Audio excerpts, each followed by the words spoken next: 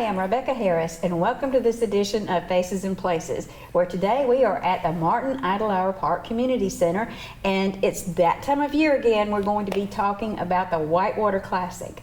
And my special guest I have with me today is the Assistant Director of Parks and Recreation, Miss Christy Goggins. Yes. It's so good to see you again. Good to see you. We worked together for a good while and just had so much fun.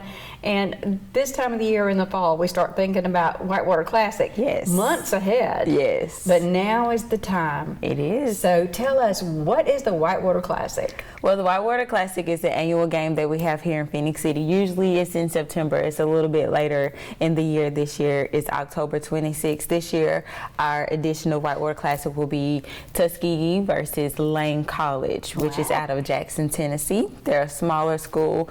This is the only classic that they participate in. So we're really excited about having Lane College here with us to visit our great city. Well, that's awesome. How many years have we done Whitewater Classic now? 6. 6. Wow. I remember when we first started talking about this. I want you to tell us a little bit about how this came about, that the city started sponsoring the Whitewater Classic.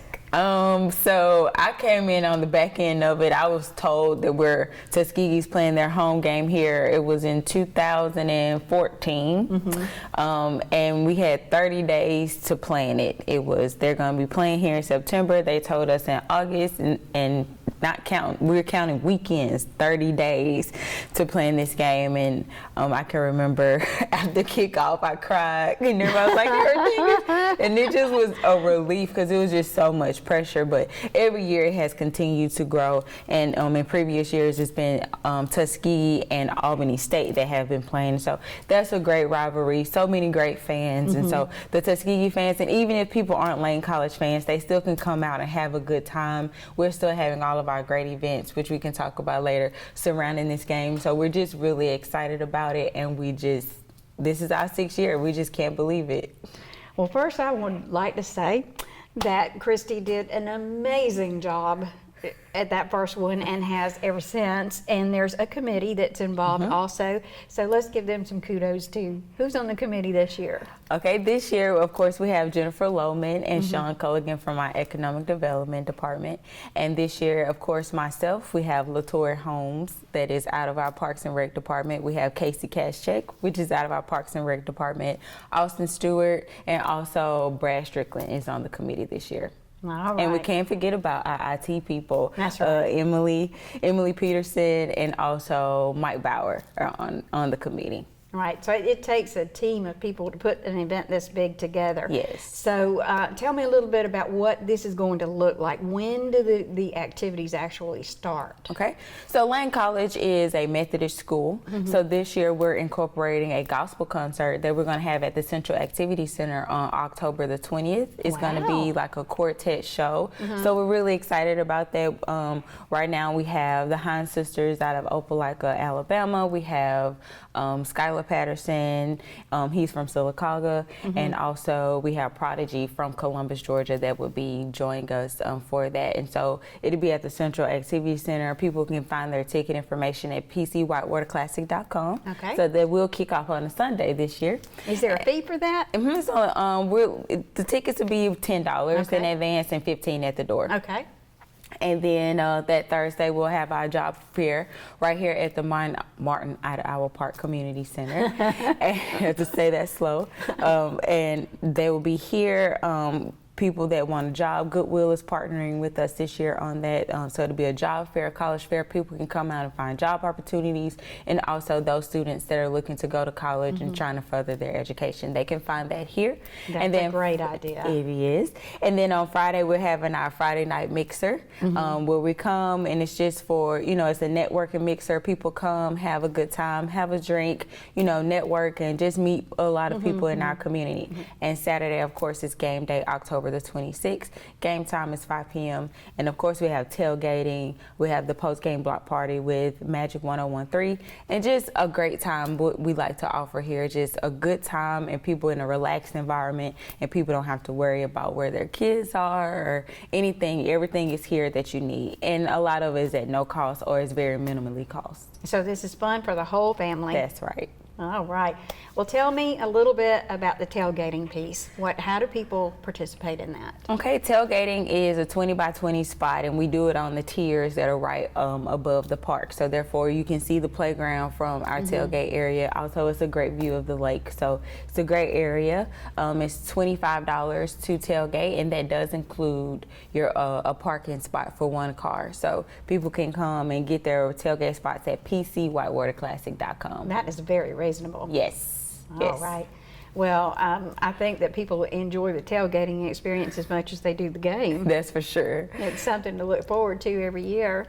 I mean, you've been here, and just to watch it and see it unfold, and people playing their music and having a good time, and all the smoke in the air and the smells. It's just a beautiful thing just to see people having such a good time and people enjoying themselves, and they don't even have to leave their town. You know, a lot of times we have to go even over to Columbus or to Birmingham, Montgomery to enjoy those things. So it's nice to offer that here in Phoenix City because we have a great area, we have great aesthetics, we have such a picturesque view that people can have a good time right here and not have to spend a lot of money. And then when you get done, you can just go right back to your bed. Well, I know that this game has an impact on the community here.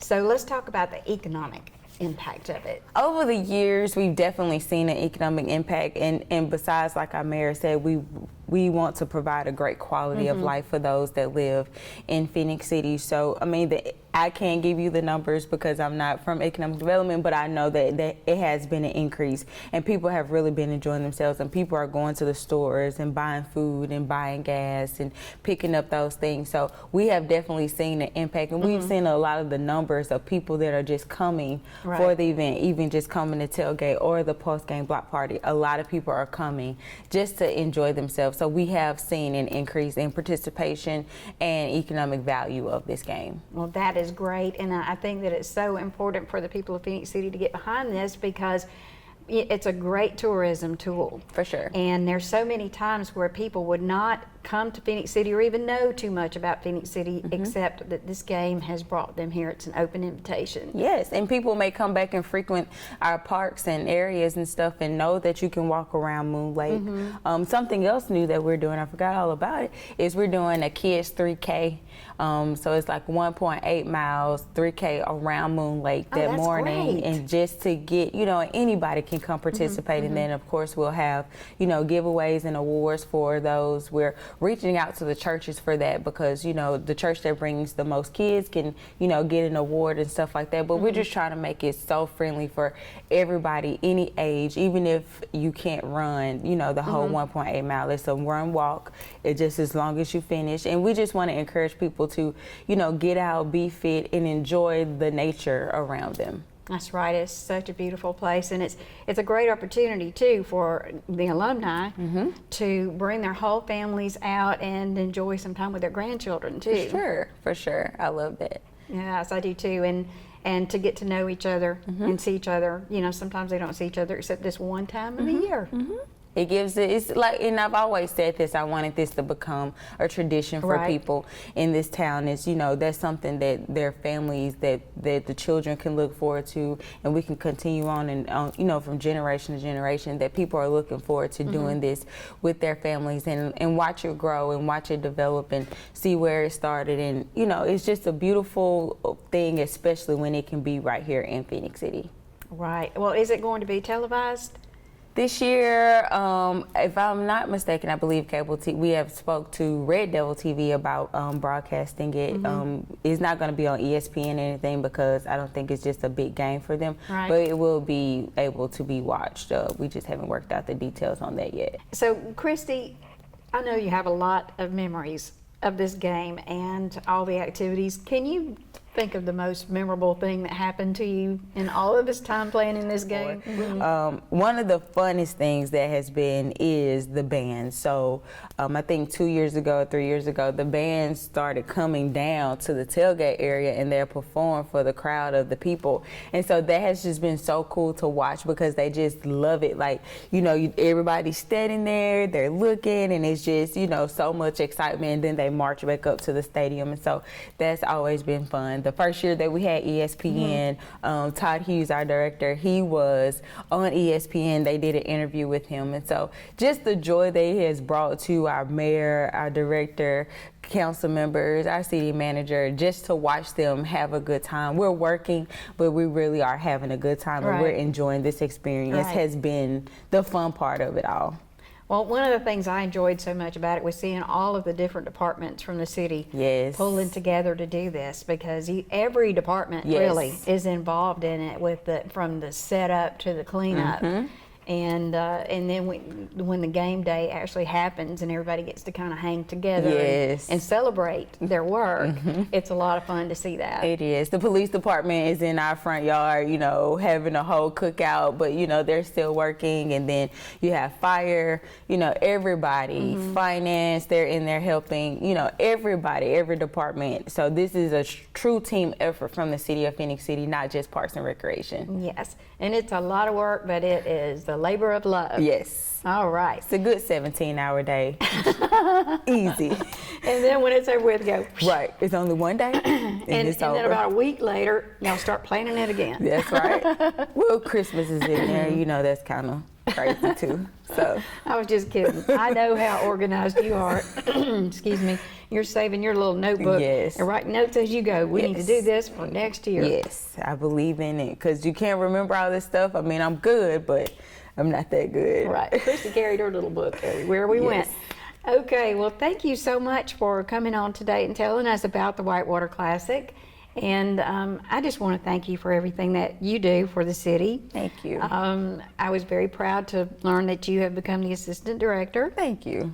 And I'm very proud of the changes that's happening here in Phoenix City, and we're growing here and experiencing a lot of new and exciting things. Yes. In 2019, I made everybody we know within the department do a vision board. Like, we've got to progress into something. We've got to be moving forward. What do we want to do? What do we want to see happen in 2019? And everything that everyone has put on their vision boards, we've been, you know, bringing to pass. I wanted to have a mother-son ball. We did that in February. Yay. We did a fishing rodeo for regular and special needs. I heard that was very successful. It was amazing. Like, it was great. And so that was that, and now we're trying to get ready to do something for Halloween, even though it's the week after Whitewater Classic. You know, we're just trying to make sure that we have things that people can look forward to, and something that every quarter, you know, that people will know what's going on, even from getting our senior center back open, you know, with the improvements in the air conditioning and, you know, those things, and ceramics, trying to make sure that doesn't die, even with the younger generation. We just have so many great ideas. We want to start a program, the Phoenix program, for kids with disabilities or handicaps and stuff like that, so they can look forward to doing things. We're in the process of building a Miracle League field over at Lakewood Park, which will be handicap accessible, and for those. So we're just growing in the right direction, accessing and trying to get to those that we do not normally service, you know, with our regular activities with the baseball and stuff like that. So we're just excited about it, and so much passion and stuff for the people that are there in our office now. So we're just trying to grow and trying to rise like the Phoenix. Well, I'm very, very proud of the whole department, and we want to thank the City of Phoenix City for sponsoring this Whitewater Classic once again.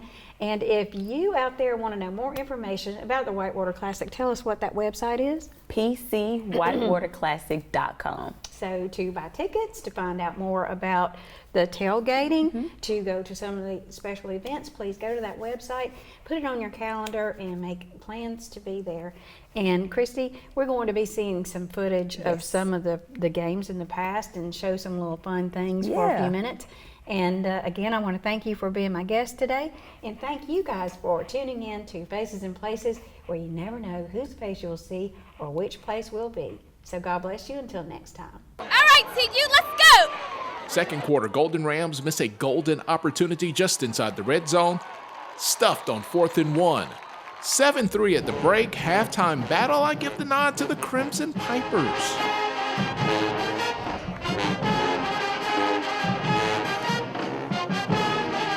Really nice Prince tribute there. Let's go to the third quarter. ASU collapses the pocket on Lacey, forces the fumble. Next play is Jarvis Small. 3-yard run, and Albany State up 10-7 in the third.